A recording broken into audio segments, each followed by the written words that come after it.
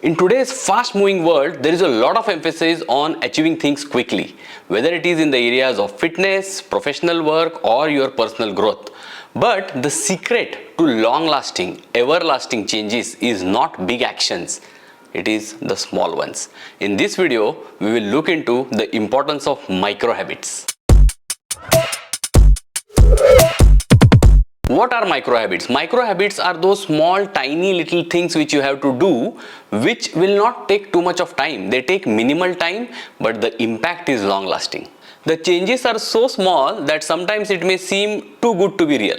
The whole concept of micro habits comes from the idea that by doing these tiny, consistent changes will lead to long lasting results. It is the accumulation of these small, little actions which will bring transformational shift in our life. Any idea why do you think micro habits are gaining popularity? First reason is they are easy to start. You have to take very minimal, very small actions, and that is normally very easy for us to get started. Reason number two is small risk of failure. Even if you fail, because you are taking a small action, the impact of the failure of that action is also very minimal or very small. Reason number three is compounding growth. Although on a given day it may seem like a small action, but if you see across weeks, months and years, it starts compounding and you will see the results at a very exponential level. And reason number four, micro habits are adaptable and flexible, which means you can, based on the weather, based on your health condition, based on your mood, you can adapt your habits. They are very small to change, so it is very easy for you to change, and they are also flexible. One may have this question, how do these micro habits work? In the sense, what is it that makes it workable? How, in the sense, just because it is a small action to be done, we are choosing this, it's a easy cop out? No, that's not the answer. We are doing this for a particular reason, and from my personal experience and personal life, I will share one example which I think might be somewhere addressing this concern, but then there can be various other scientific research and study about the reason why micro habits work, and there are several books written on it, whether it is the tiny habit, atomic habit, so many books are written, so you can do reading of those books as well. But from my personal experience, I'll tell you, as a kid, when my father used to take us to teach swimming, and it was, I'm saying us because it was not only me but some of the other kids from our neighborhood, he used to take all of us in a big well. It was not a swimming pool, it was a huge big well in a garden, in a park, and in that, the first few days, he just asked us to sit on the stairs near the water, put our legs in the water and just play with the water. Now that was for several days. Now one may say, you are going there to do swimming, why are you not jumping into the water? I think, I might be wrong, but I think his logic, my father's logic was that on the first day if we enter into the water, what is the underlying reason why someone doesn't want to swim or is not having that ease with swimming?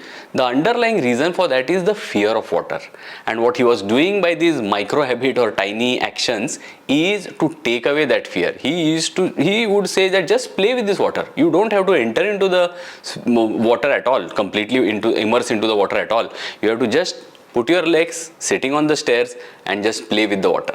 And after doing that for several days, after the next step was of course to then put a floater and then get into the water and get acclimatized much more better way, and slowly one starts enjoying that process, and then learning to swim becomes a subsequent action or a steady process in that whole thing. Second reason is, as we discussed, the second reason of the fear of failure, there is no fear of failure. On the first day when you are just having fun, enjoying, playing with your friends, putting some water on them, there is no reason for which you will not go there the second day.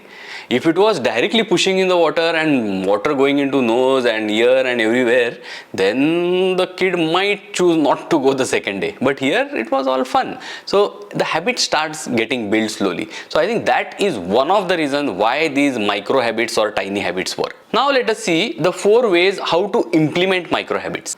The first one is to start small. You have to smartly pick something which is very simple to do. If you keep the end goal in mind and get overwhelmed and start taking big actions on day one, it will not work. Micro habits work because they are small and because they are simple. So you have to choose something simple. Like in case of my swimming experience, of course the end goal of learning to swim first time in life was a big achievement, but the simple action was to just putting my legs in water, and that's how small actions will slowly build into big habits. So start small. Number 2, attach it to an existing habit. Just let us take one regular daily habit which each one of us have, which is to brush our teeth. Now, if you want to start with meditating for 1 minute or just doing deep breathing for a minute, why not attach it with your daily brushing habit? The moment you do your brushing, you can do this 1 minute small habit of deep breathing or whatever form of relaxation you want to try. Number 3, celebrate small wins. Don't wait for that last day of actually achieving what you want to achieve and only then celebrate. Even if you do a small achievement, even if you do a small new thing which is on top of what was not there yesterday, so a new version of yourself not gets built by a magic or suddenly. It happens one step at a time. So even if you have started by achieving small things, celebrate them in whatever way you like. The 4th way to implement is to gradually scale.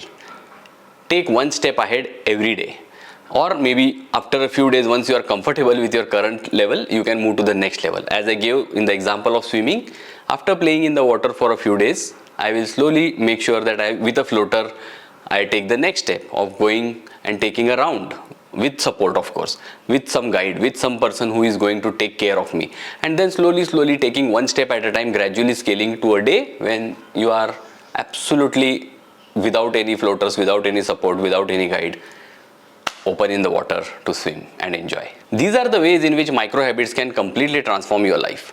If you like this video, please press the like button. If you have still not subscribed to the channel, please subscribe, and do put in the comments what is your experience, what are the new micro habits which you want to start. With that, we complete this video.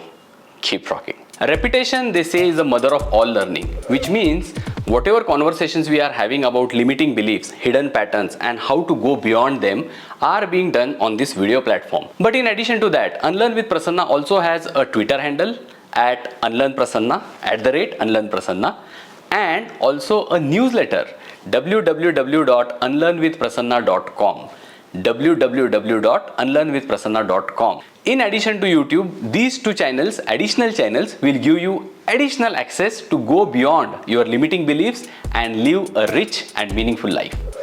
Keep rocking.